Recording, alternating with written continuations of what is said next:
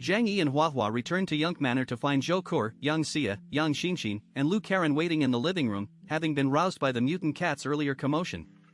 As the shelter's backbone, Zhang Yi briefed them on the night's events, the infiltration by a phasing superhuman and her ghost movement partner, their subsequent pursuit, and the elimination of both threats.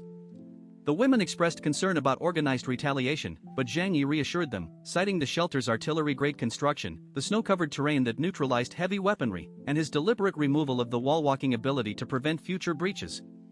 Their dependence on his protection deepened visibly.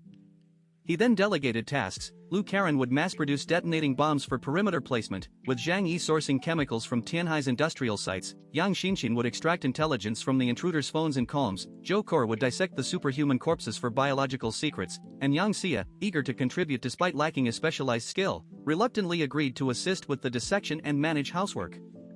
After a night's rest, Zhang Yi verified the perimeter via smart system at 9 a.m. and reasoned the enemy organization would not attack rashly without preparation, buying critical preparation time. Zhou Kur and Yang Xinxin awaited him with exhausted excitement.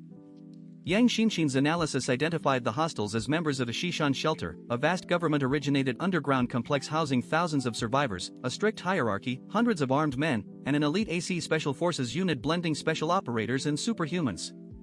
Zhang Yi processed the intelligence. Xishan base fielded roughly 500 combatants, a fraction of Tianhai's pre-collapse military, and other factions existed but were currently irrelevant.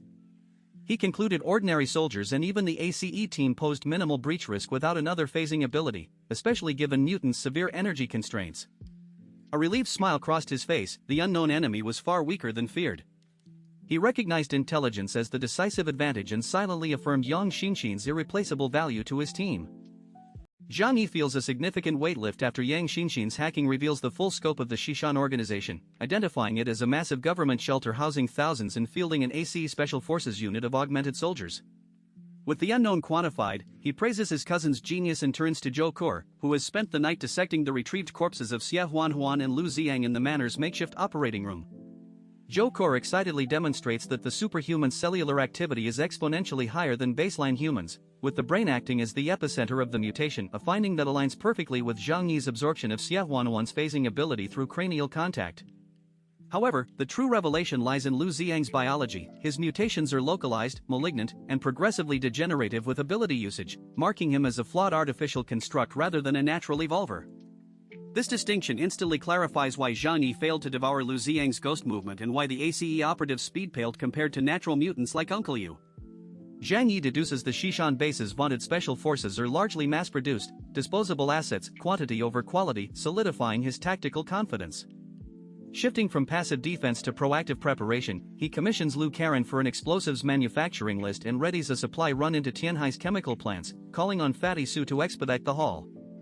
Zhang Yi summons Fatty Su for a supply expedition to Tianhai's largest chemical plant, the ice-type superhuman arriving eagerly due to Zhang Yi's generous rewards of snacks, figurines, and pillows.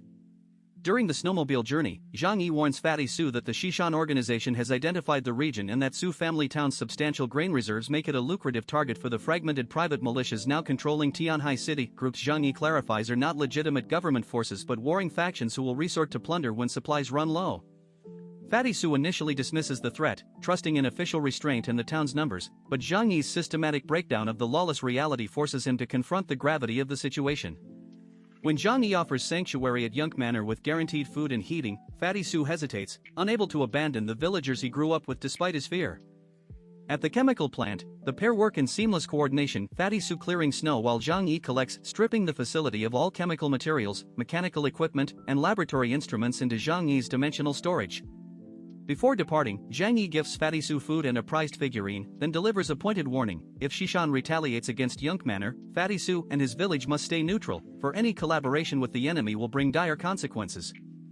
Fatty Su swears loyalty, and Zhang Yi departs with a pat on the shoulder, leaving the ice user to wrestle with the looming threat.